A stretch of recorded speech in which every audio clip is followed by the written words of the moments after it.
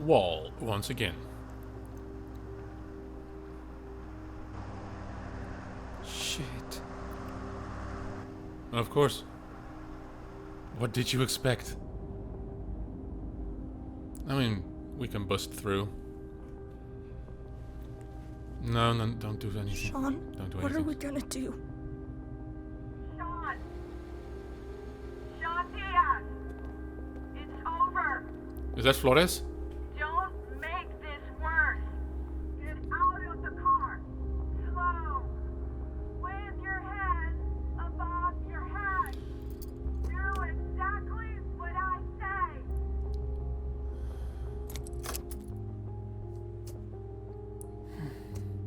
End of the road.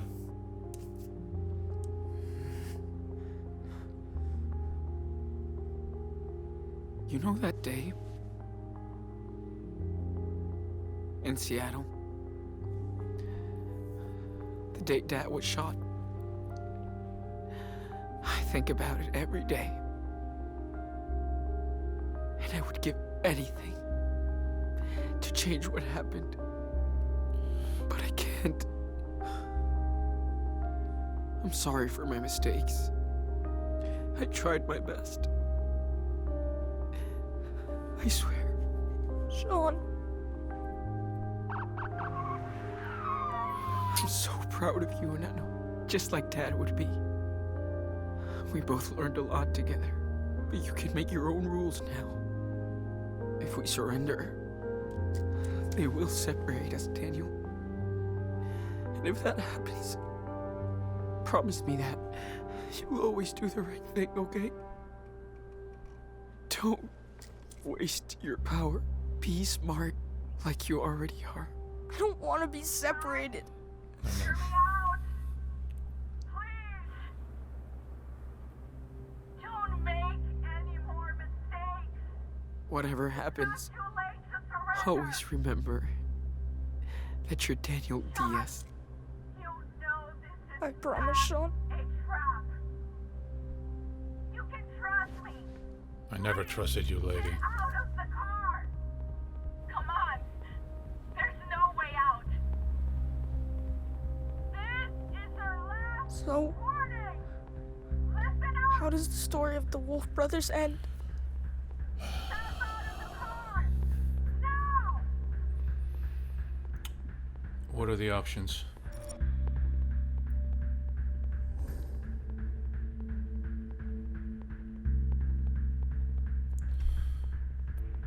Cross the border or surrender? I think that I will just surrender. Alright. Mexico isn't all that great. It's gonna be hard to adjust to there. Daniel. I can easily turn a lot of these things around if they will just see what I can do. What Daniel can do, that would explain everything and it would relieve so much of the tension of what's going on. Even then, I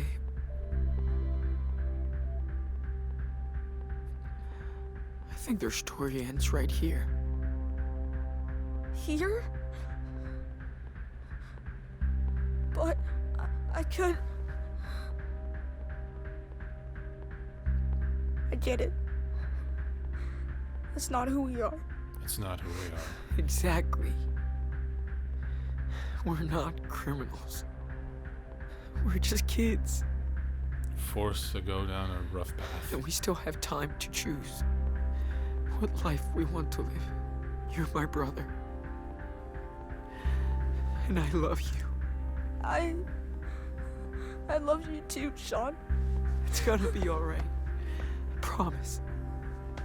Really? How do you know? Because we're doing the right thing. Just try and remember what I taught you. I mean, Only the good shit. I will. I swear.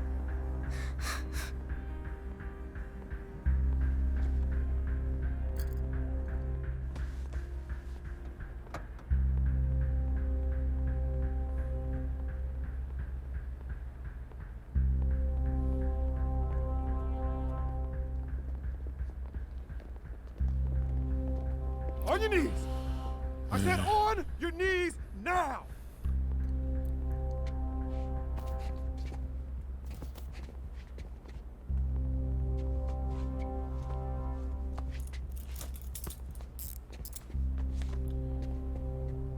Man.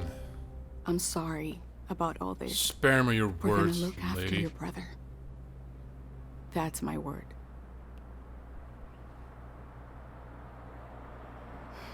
Okay, he's ready. Sean! No! Sean! Oye, Come oye. back! He's gonna be fine. Daniel! You're not a little wolf anymore. Never forget who you are. Never.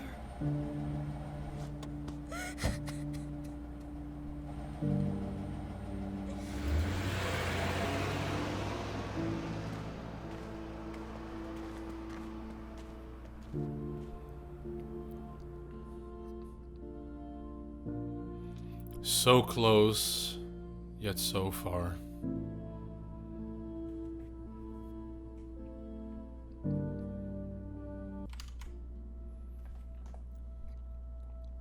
Come home then. Well, guess that was to be expected. Living with his grandparents. And he'll have Chris to play with, of course. Yep. I still don't agree with any of this. This could have been and should have been handled very differently, but you know, who am I? Yep. The new Wolf Squad. I mean, it's good for them to be playing to Super Wolf the comic. Wait. Sean actually did. He actually drew a comic, manga, whatever you want. Graduate college. Alright. Good on you, Daniel. Good on you.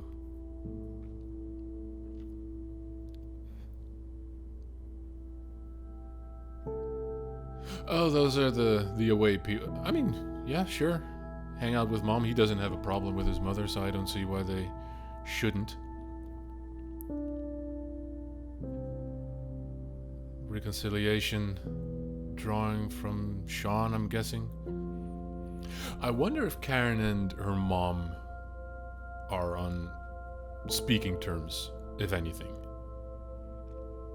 A barista need to get that money in order to move out, sure. 2033. Boy, time sure flies, doesn't it?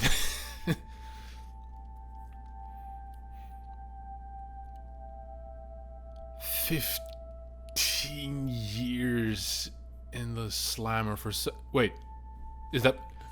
Yes! My girl! She's here! Sorry to kept you waiting, girly. It only took 15 fucking years.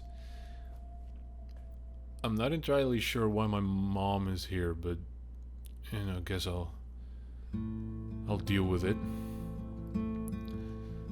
I'll forgive her this once.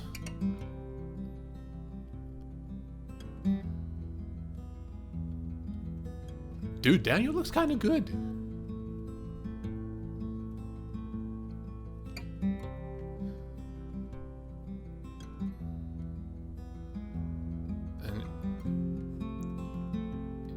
Oh no. No. Oh no. Actual Nick Fury. Alright, grow your hair and lose the beard and then we'll talk. But for the moment...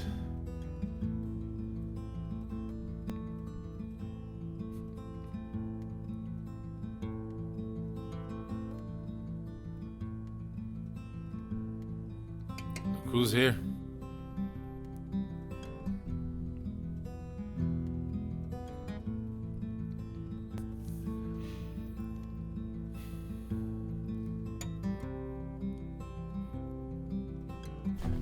yes. Fucking yes. This I've waited the entire game for this.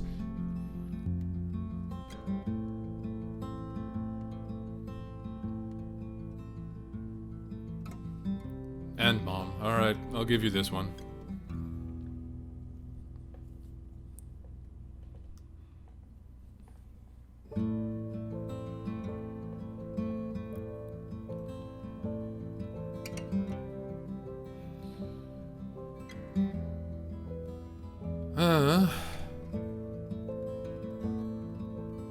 And this sort of brings everything to an end. Is this the rail hopping crew?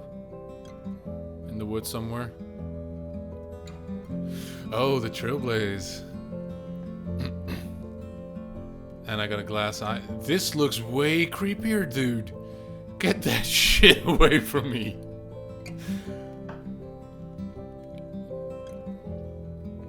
You couldn't afford a more normal... God, this is terrifying.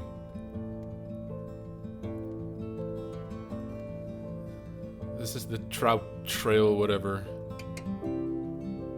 Yeah.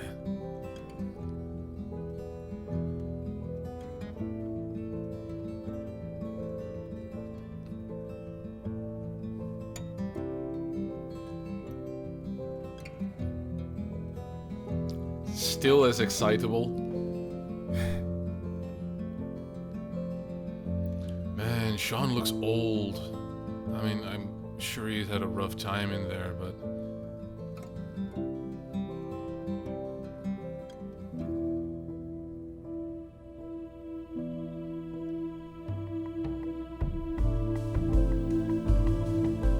What's wrong, buddy?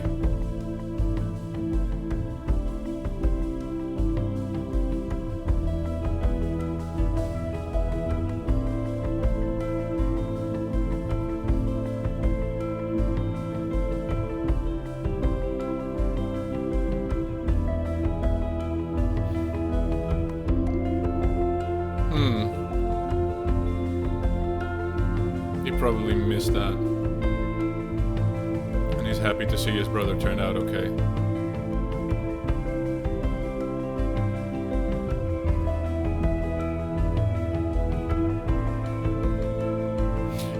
What if that car was still... Hey, it's the Corvette looking car.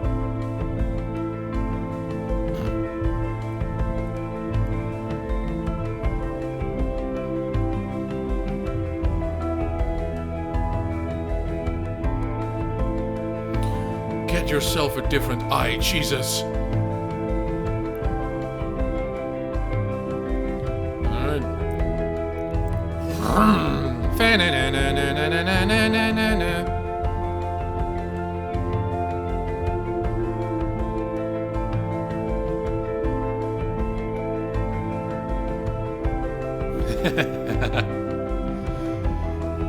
Even now, he's...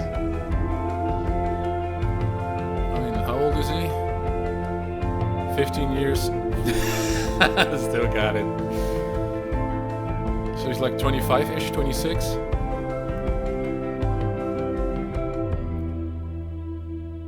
Sean was says, so Sean will be like 32-ish, 33? I mean... I guess that's enough time for a restart. And they're both happy they went for an official hike again, I'm sure. Question is, where is Sean going? Is he gonna live here, or is he still gonna go to Puerto Lobos in order to honor his dad's memory? Because this is very much going different ways, it feels like.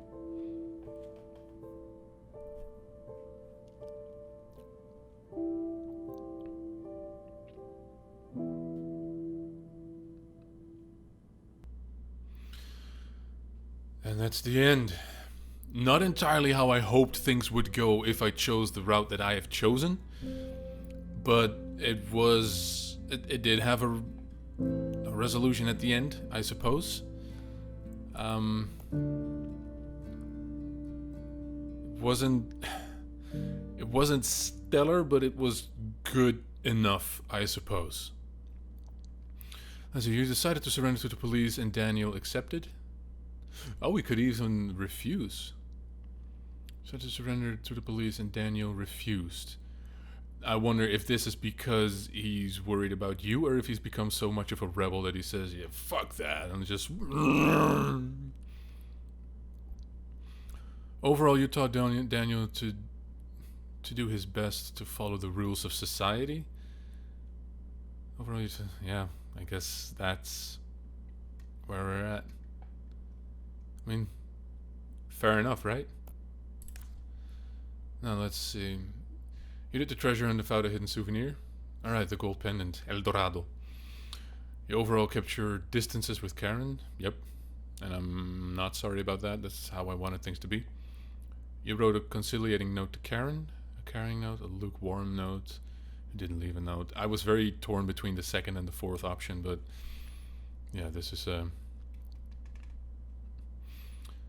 You said farewell to Arthur and Stanley. Yes, I did. You said farewell to Joan. Yes, I did. You hugged Karen before leaving. You didn't hug Karen. Well, only 3% didn't hug Karen. I'm still not sorry. It's exactly the correct amount of distance I wanted between myself and her. You intervened to calm Diego in the cells. Yeah, that's probably for the best. You freed the Mexican couple.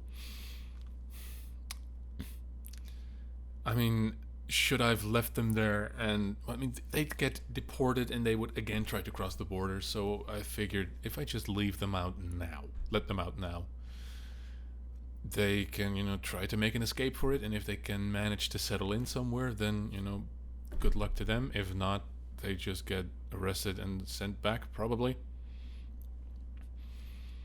You didn't ask Daniel to free the vigilantes. Pretty good. You didn't hurt the vigilantes. Oh, so many people just walked straight past them. Alright. Good to know. You didn't ask Daniel to kill the officers to escape the police station. Alright. Good conscience. Oh, I was told off about the Scorpions.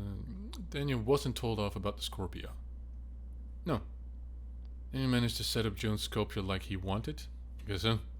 Daniel was concerned about hurting Officer Campbell. Yeah. Part of how I raised Daniel, I suppose. Daniel wasn't asked to free the vigilantes. Again, this is like a double thing. Why are we seeing this twice? Daniel didn't have to lash out at the vigilantes. I guess not.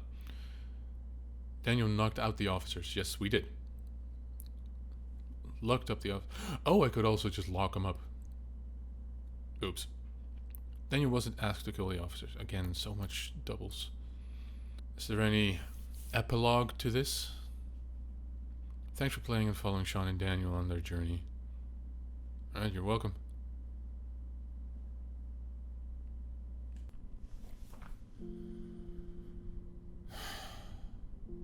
Well, end of the road. So, review time. Did I think this game was good? Yeah. Did I think this game was great? Magnificent? Stellar? No. And there are a few reasons as to why that is, so I'm going to quickly train through them to sort of give you a perspective as to why I think this game was good for what it was, but not much more than that. So let's get into them. Number 1, the handicap. Right off the bat, this game has the unfortunate disadvantage that it has to fill in the shoes of Life is Strange 1, which is an absolutely stellar game. At least in my book it is. Probably top 20 of all time, and with good reason, right? There is a lot to like about that game, and Life is Strange 2 didn't have that same oomph that Life is Strange 1 seemed to have, so to make that comparison is easy. It may seem unfair, but it has to be done because this is Life is Strange 2. So that's number 1. Number 2, the premise. At several points throughout the game, I've referred back to what started this whole journey and how I thought it was kind of weak, kind of poorly thought out. Police officer is in his squad car. He comes driving down the street. Now, I do think that he had to have seen something going on in that yard, right? There's no fence separating Sean's and Brett's properties. There's even an in-game note from Brett's father to Sean's father stating that he is annoyed by the fact that there is no fence. So the cop had to have seen that something was going down. And as he got closer, he got out. That's the point where Sean pushed Brett to the ground, right? Officer sees the blood on Brett, but where's the weapon? There's nothing in the immediate vicinity that shows that Sean used that to commit whatever crime the cop thinks he committed. And because there was not enough time to throw anything away, it just doesn't add up. Then Sean's father comes walking out, sees his children pinned to the ground, so naturally he wants to shush the situation, see what's going on, and resolve everything as peacefully as he can. And the cop just shoots him. A man that is uninvolved and completely innocent in all of this. The cop couldn't have fired a warning shot into the air.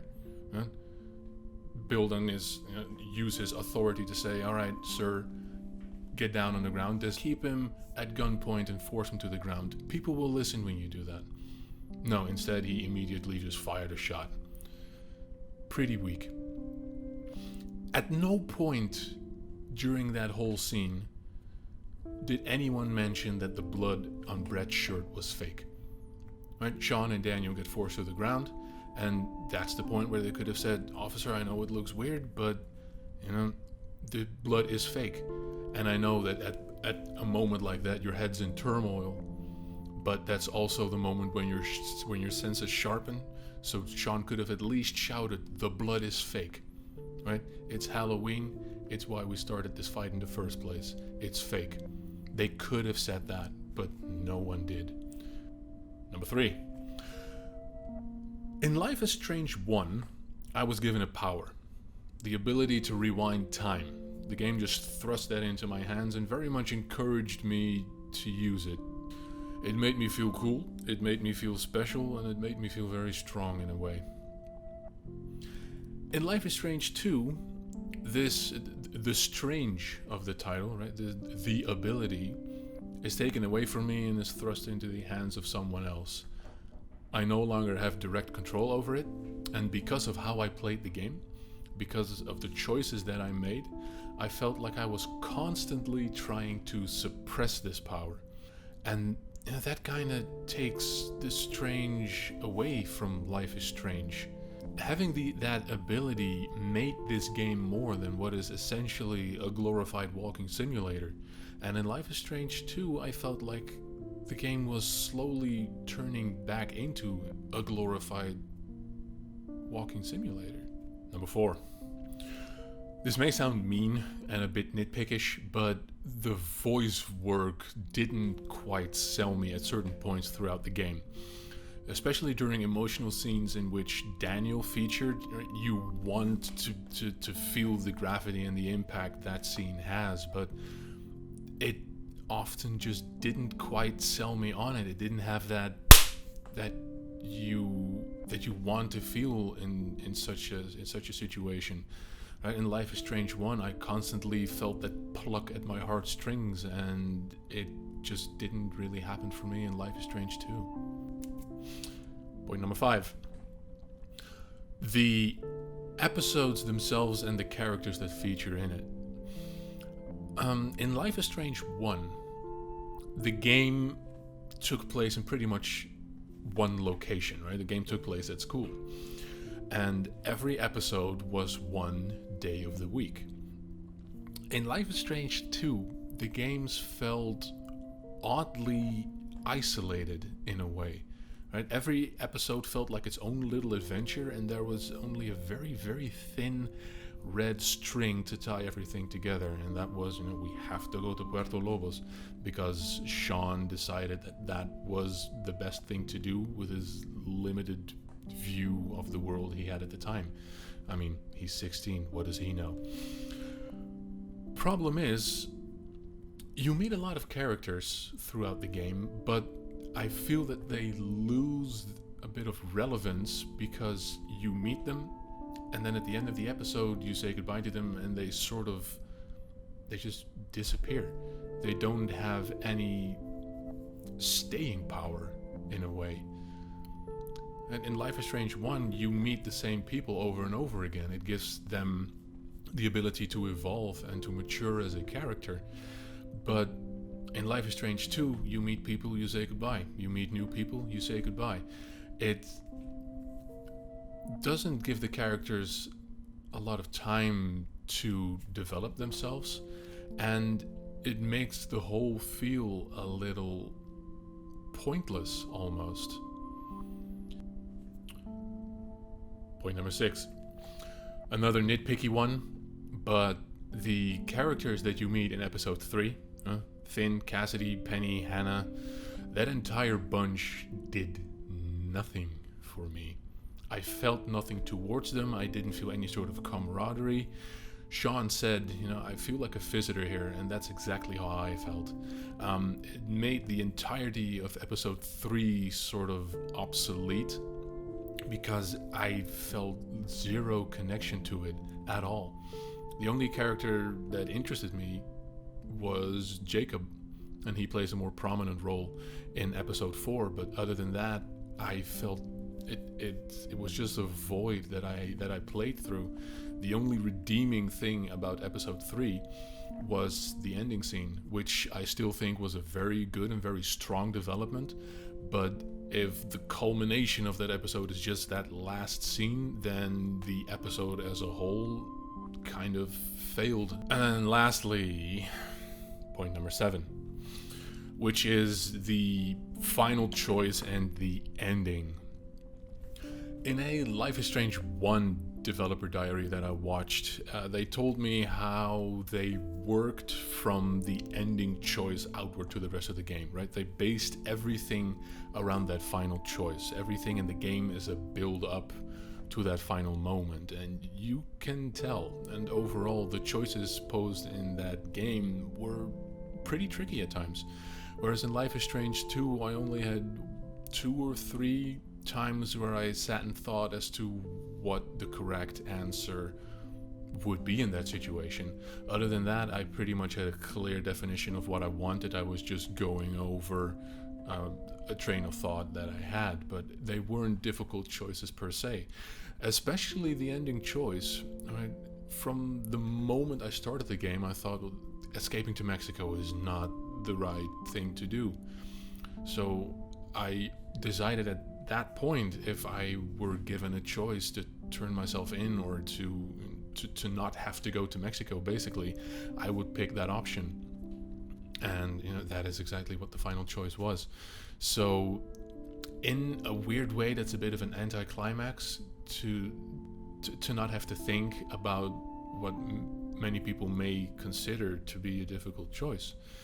And I also thought that the way the game handled the situation was a bit weird in a way, and I think I would have done it differently. I've mentioned several times throughout the game that Sean should call in Daniel and show to the world what he can do. It would have been the only way to get out from this growing shitstorm.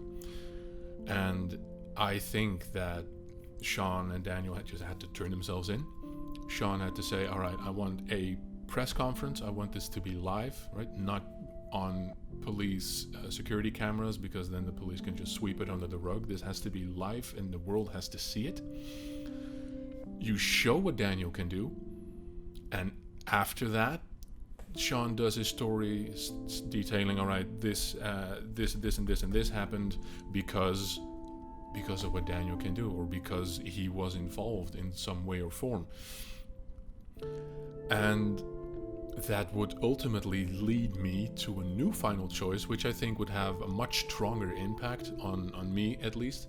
So, choice number 1 would be show the world what Daniel can do, have whatever court resides over this case reassess on how to judge me, because this is pretty special in a way, and they will have to reconsider their approach as to how they are going to sentence me, and have Sean get a reduced sentence of say, 3 to 4 years-ish, maybe, for all the stuff that he can be convicted for, because he did some pretty stupid shit near the end of the game. But in doing so, Daniel will be put into a special sort of quarantine, and he'll become a test subject for the rest of his childhood and possibly for a large part of his adolescent life. Or do I not say anything, act as a big brother should, and face whatever sentence they give me without any sort of special evidence, thus resulting in that 15 years? Because think about it, I've been on the run with this little dude for close to a year, right? We've gone through thick and thin together. We're tighter than most siblings are, I'd like to think. And do I, in the end, choose for personal justice? Because Sean didn't kill anyone, right? The police just concludes it because they don't know what I know. But Sean didn't kill anyone. So do I demand that justice? And say, all right, well, this is what happened. This is what my little brother can do. He spazzed out the moment the cop shot my dad, right? Nothing you can do about that. Plus, Daniel is not old enough to be convicted. And have that reduced sentence. But do I then toss my brother's life to the wind? You know, let my brother become some sort of guinea pig because scientists would love to know how he does it? Or do I, despite everything, knowing with a clear conscience that I did not kill anyone, still think that, you know, my dad told me, take care of your little brother, and that's exactly what I'm gonna do. And I'll just keep quiet about everything and quietly suffer for 15 years. To me, that sounds like a much stronger and more impactful choice than do we cross the border or not. But, you know, perhaps that's just me. Also, in doing this, you could strengthen the connection between each episode, because you meet a lot of people through these episodes, and it would be cool if at the end they would all show up to support Sean, right? Depending on the choices you've made. Build some sort of camaraderie, if you will, right? I gave Jacob all my money to help Sarah. Well, she's doing very well now. Have Jacob show up and tell the court, you know, this is what he did. He was on the run. He needed this money easily as much as I did, but he just gave it to me because he cares for other people. All things considered, I think the ending in episode 3 was the best possible outcome. Finn is still alive. Everyone else got away, so Cassidy could even show up and say, hey, all this time, this guy was saying no to whatever criminal acts we were hatching. He is not a criminal. And everything that happened there was the fault of Finn. I helped Claire and Stephen. You know, I was trying to keep my power under wraps, but have Claire and Stephen come forward and say, you know, this guy, Sean, he is teaching his brother to be a model citizen, right? To be an honest and upstanding citizen of civilization. How can a guy that's teaching his brother to be like that be a criminal? It doesn't add up. I called Lila a few times. Now, she was already on my side, but it's an excuse to use, right? It's definitely something that I shouldn't have done because I knew that they were wiretapping her and everyone else I knew, but I still felt the need to let her know that I was still alive. Have her show up and rally for my cause. Have Brody show up. In the game, he told me that he was into protests. And because I just really like Brody, so it'd be cool to see him again. Doing this would create a stronger bond with the characters that you meet, other than meeting them and saying goodbye to them when the episode is over. And overall, it would string together everything just a little bit more. All of this said, I still think this was a good game, right? For what it was, for what it tried to picture, it did a good job. I could also sort of tell that Donut was really going out of its way to step away from everything we knew about Life is Strange 1 and how that was structured. So perhaps this was just their way of saying, all right, we're going into a totally different direction and try again. And I respect that, I appreciate that, but in my eyes, it didn't turn out as great or greater than Life is Strange was, and that's not a bad thing, right? Because still, this game is good.